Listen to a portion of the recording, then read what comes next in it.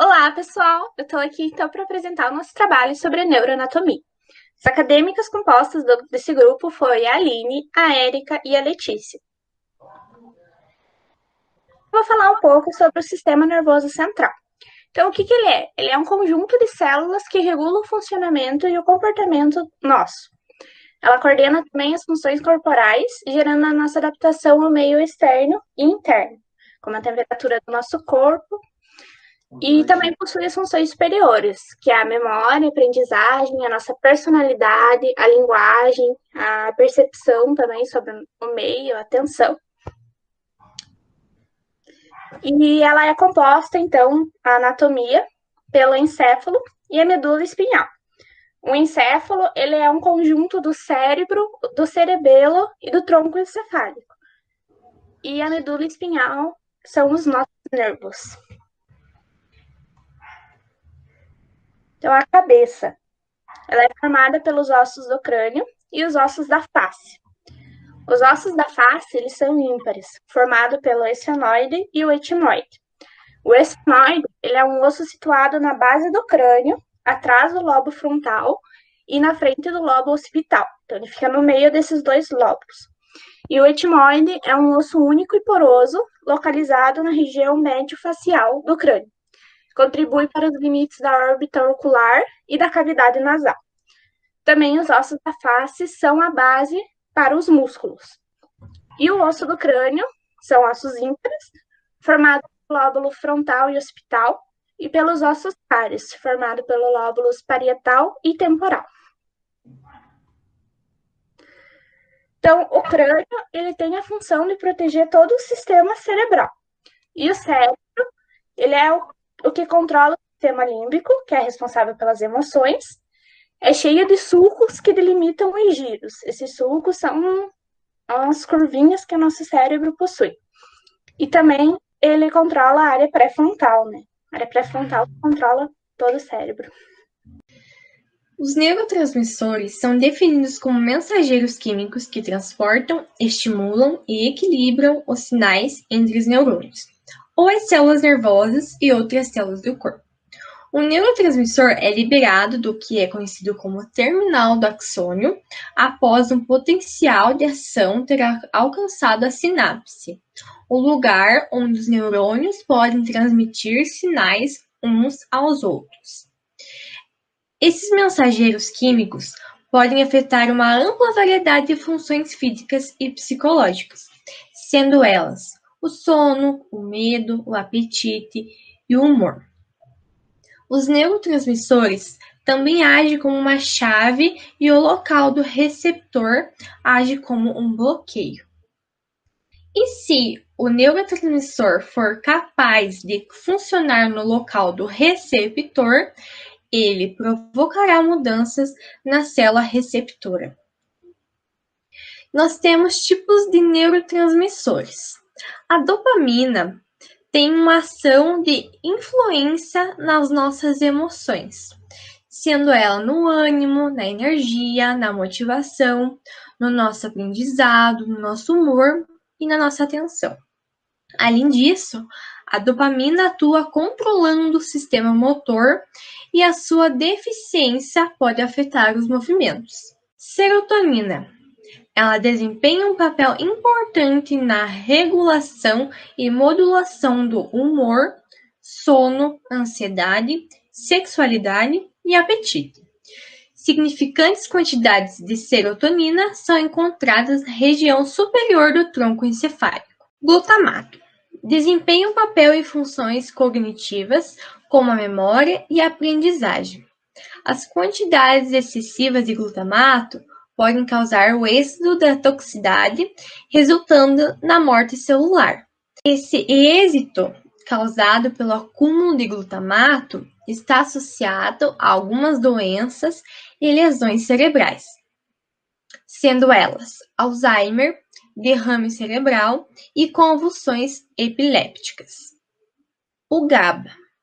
O GABA é o maior neurotransmissor inibitório e é encontrado em altas concentrações do cérebro e na medula espinhal. Dois tipos de receptores GABA são encontrados, GABA-A e o GABA-B.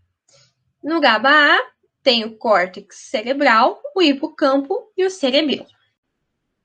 Córtex pré-frontal é a parte anterior do lobo frontal ao cérebro, localizado anteriormente ao córtex motor primário e ao córtex pré-motor. É nele que tem o planejamento de comportamentos, pensamentos complexos, expressão da personalidade, tomada de decisões e a modulação de comportamento social. Função executiva.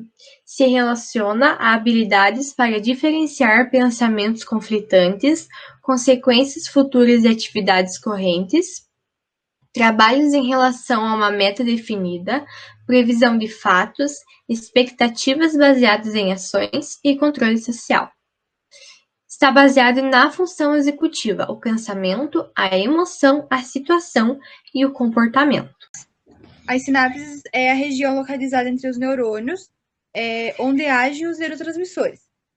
Elas transmitem um impulso nervoso de um neurônio a outro, ou de um neurônio para a célula muscular ou glandular. Geralmente, a sinapse ocorre entre o axônio de um neurônio e o dendrito do neurônio seguinte, mas também pode ocorrer do axônio diretamente para o corpo celular. O processo que elas ocorrem são junções entre a terminação de um neurônio e a membrana de outro neurônio. Os neurônios fazem a comunicação entre os órgãos do corpo e o meio externo. Isso ocorre por meio de sinais elétricos. Os impulsos elétricos percorrem toda a extensão do neurônio, indo do corpo celular aos axônios. Bom, existem dois tipos de sinapse: a sinapse química e as sinapses elétricas. As químicas são as mais comuns nos seres humanos e nos mamíferos, e as elétricas são mais comuns em organismos invertebrados. Então, sobre os lóbulos. Existem 4 lóbulos, né, no nosso sistema. O primeiro é o lóbulo frontal. Ele fica bem à frente do nosso cérebro. Ele é o responsável pela nossa fala e pelos nossos movimentos corporais. Também no lóbulo frontal encontra-se a área pré-frontal, a qual é responsável pela nossa formação da personalidade. Aí o segundo é o lobo occipital, que é responsável pela visão e pelo reconhecimento dos objetos e pessoas. Esse lóbulo fica na parte de trás do cérebro. Aí o lobo parietal, que é o responsável pela esterognosia e pela parte sensitiva, que é a responsável pela parte do tato, da visão, dos 5 sentidos. E o lobo temporal é responsável também pela área gustativa e pela compreensão da nossa linguagem e dos sons. Aí também no lobo temporal tem estudos recentes que falam sobre uma área vestibular. Essa área ela é a percepção do posicionamento que a gente tem na nossa cabeça, no espaço e da postura. E também a área da ínsula, que é o circuito do eu, planejamento dos movimentos da fala também. Sistema límbico. É responsável basicamente por controlar as emoções e as funções do aprendizado e da memória. Ela possui várias estruturas e cada uma delas tem as suas funções. Então, o hipotálamo tem como função regular o sono, a libido, o apetite e a temperatura corporal, fazendo o sangue resfriar. Então, dentro do hipotálamo, tem os corpos mamilares, que ele vai se relacionar com o hipotálamo, tendo a função de regular os reflexos alimentares do homem, a deglutição e o desejo por algum alimento delicioso. O tálamo é responsável por 4 sentidos do homem e também é responsável pela sensação de dor, quente ou frio, pressão de um ambiente nos ouvidos. Dentro do tálamo, a gente também tem o giro cingulado. A adjacência do tálamo é estimular esse local com algum medicamento ou problema psicológico, pode causar alucinações, alterações das emoções, além de controlar o poder do olfato e da visão. E a amígdala, nós possuímos 2 amígdalas, estão localizadas no lobo temporal, ambos dos 2 lados, responsável pela sensação de perigo, medo e ansiedade.